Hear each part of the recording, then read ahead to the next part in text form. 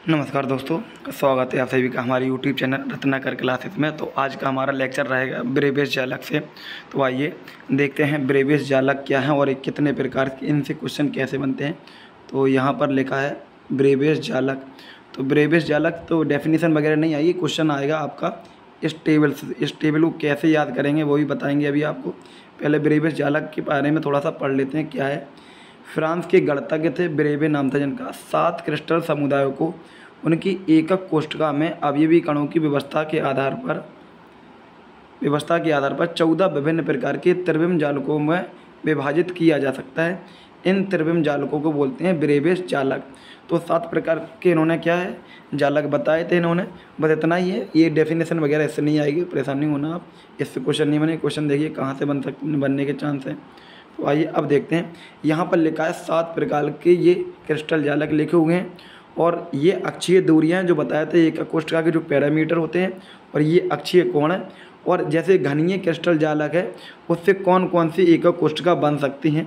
तो आइए देखते हैं। तो याद करने के लिए सबसे पहले यहाँ पर लिखा है क्यूबिक। तो क्यूबिक का आपको लेना CU, ये थोड़ा सा यहाँ ध्यान रखेंगे। क्यूबिक का लेंगे आप CU तो हो जाएगा CU। और त्रिकोणीय या त्रिसमनताज का लेंगे RH, ठीक है ना। और त्रिसमनताज हो गया। द्विसमलंबाज का लेंगे TE। इसको याद करने के लिए एक ट्रिक बता रहा है, आप ध्यान से देखना इसको। इसके बाद लेंगे षटकोणीय में HE। इसके बाद लेंगे ऑर्थोरोम्बिक के बाद मोनोक्लिनिक है, ऑर्थोरोम्बिक का OR है और मोनोक्लिनिक का है MO और ट्राइक्लिनिक का है TR ले लेते हैं। इसकी ट्रिक सुन लीजिए ध्यान से। क्यों रहें टीना, हीना और मोना तेरे क्लिनिक पर। फिर से सुनेंगे। क्यों रहें टीना, हीना और मोना तेरे क्लिनिक पर। तो आप इस तरीके से याद रखेंगे। अब देखिए क्यू का मतलब यहाँ पर पहले से ही इंग्लिश में सब लिखा हुआ है, ठीक है, लेकिन आपको इंग्लिश में याद नहीं रखना क्योंकि हिंदी मीडियम से। क्यू का मतलब है क्यूबिक यानी कि घनीय। यहाँ पर है रोम्बोहेड्रल का मतलब है त्रिकोणीय त्रिसमनताज। और टेट्रागोनल का मतलब है द्विसमलंबाज। और षटकोणीय मतलब हेक्सागोनल। ऑर्थोरोम्बिक विषमलंबाज। और मोनोक्लिनिक और ट्राइक्लिनिक दोनों की हिंदी सेम ही है, तो उससे परेशान नहीं होना आपको। अब देखेंगे इनकी अक्षीय दूरियाँ क्या होती है। तो अक्षीय दूरियाँ बहुत आसानी से आप याद रख सकते हैं।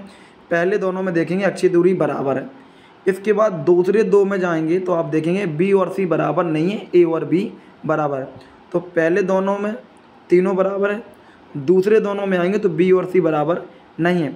इसके बाद तीसरे में तीनों में जाएंगे तो कोई भी बराबर नहीं, A B C तीनों नॉट इज इक्वल टू हैं, ठीक है। तो ये ध्यान रखना। इसके बाद आएगा अक्षीय कोण। कैसे याद रखेंगे। तो अक्षीय कोण आप याद ऐसे रख सकते हैं। आप देखेंगे यहाँ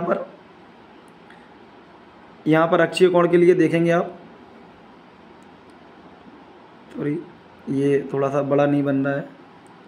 ये अक्षीय कोण में देखें, चलो ऐसे ही देख लेते हैं। अक्षीय कोण में क्या है, अल्फ़ा बीटा गामा 90 होना चाहिए। अल्फ़ा बीटा गामा पहले में 90 है, दूसरे में alpha beta gamma not is equal to 90 है। ध्यान से देखना, पहले अल्फ़ा बीटा गामा 90 हो गया, फिर अल्फ़ा बीटा गामा नॉट 90 के बराबर। फिर से रिपीट हुआ वही पैटर्न, अल्फ़ा बीटा गामा 90 है और अल्फ़ा बीटा गामा यहाँ नॉट इज इक्वल टू 90 था, यहाँ पर क्या है 90 ना होकर 120 कर दिया है इक्वल में। नेक्स्ट फिर से रिपीट होगा पैटर्न, अल्फ़ा बीटा गामा 90 है और यहाँ पर अल्फ़ा और गामा 90 है, बीटा 90 नहीं है। ये वाला याद रखना, अल्फ़ा गामा 90 है, बीटा 90 नहीं है। और सबसे लास्ट में आप देखेंगे अल्फ़ा बीटा गामा 90 के बराबर नहीं है। इसके बाद क्या है, जैसे ये क्रिस्टल जालक घनीय है या त्रिकोणीय या त्रिसमनताज। तो एक नंबर ध्यान रखें 3 1 2 1 4 2 1, यानी कि 31 21 42 1, 31 21 42 1। अब देखिए ये कैसे याद रहेगा। अगर देखो 3 बनना है तो SCC BCC FCC तीनों बनेगा।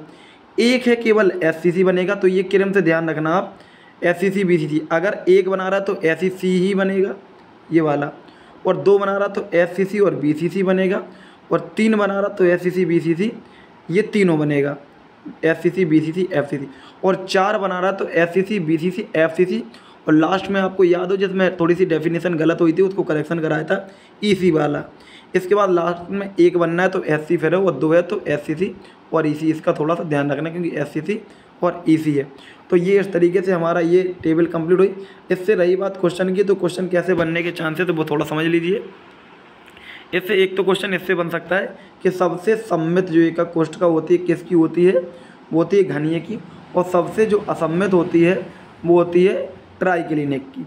इसके बाद और जब ज़्यादा क्वेश्चन पूछेंगे तो हो सकता है ये इस तरीके से आपसे क्वेश्चन पूछ लें कि द्विसमलंबाच में जो अक्षीय कोण क्या होते हैं या अक्षीय दूरियां क्या होती हैं, बस इस तरीके से क्वेश्चन पूछ सकता है। अब हम थोड़ा सा एक टॉपिक के बारे में और देख लेते हैं।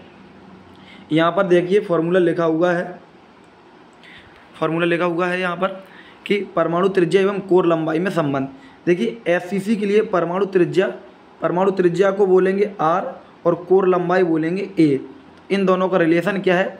अगर SCC की बात करें परमाणु त्रिज्या और कोर लंबाई में तो R बराबर A/2 है, और BCC की बात करें तो R बराबर √3/4A है, और यही बात अगर FCC की बात करें तो A/2√2 है। तो इसके लिए एक छोटे से डेरिवेशन भी है, लेकिन उसका कोई यूज़ नहीं है कोई ख़ास। अगर आप इसको ही याद रख लें तो ज़्यादा बेटर है। अगर आप कहें तो कमेंट में बता देना, तो इसके लिए भी एक छोटी सी वीडियो बना देंगे इन दोनों के लिए। इसका तो काफ़ी ईजी ही है डायरेक्ट इन दोनों के लिए, लेकिन कोई काम का नहीं है, ना ही बोर्ड में इनसे संबंधित कुछ ऐसा आएगा कि इनका रिलेशन बताइए। संकुलन क्षमता पूछा जाएगा तो उसकी डेरिवेशन आपको बता देंगे कैसे करना। तो केवल आपको यही ध्यान रखना है कि SCC में A और R का रिलेशन क्या होता है, BCC में A R का रिलेशन क्या होता है, और FCC में A और R का रिलेशन क्या होता है। ये याद रखना बहुत इंपॉर्टेंट पॉइंट है। अब इससे देख लेते हैं क्वेश्चन कैसे बनेंगे। तो यहाँ पर देखेंगे एक न्यूमेरिकल देख लेते हैं। यहाँ पर 1-2 लिखा है, समान गोलों से बनी एक संरचना में कोर लंबाई क्या होती है A। परमाणु त्रिज्या ज्ञात करना है। 3 कंडीशन दी हैं, SCC के लिए भी, BCC के लिए और FCC के लिए, तीनों के लिए ज्ञात करना है। तो देखिए कैसे ज्ञात कर लेंगे।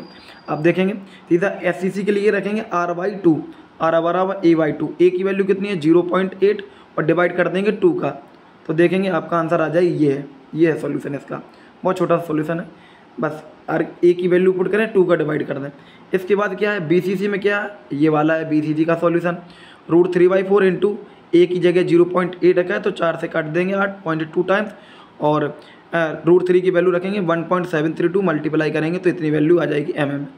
ये ऐसे ही रखेंगे हम। FCC के लिए ये कंडीशन रहेगी। यहाँ पर देखिए ऊपर रखिए A की वैल्यू 0.8, नीचे 2, और √2 की वैल्यू रखिए 1.414, तो इसका डिवाइड करेंगे तो आ जाएगा 0.2828 मिलीमीटर। ठीक है, ओके, थैंक यू, धन्यवाद।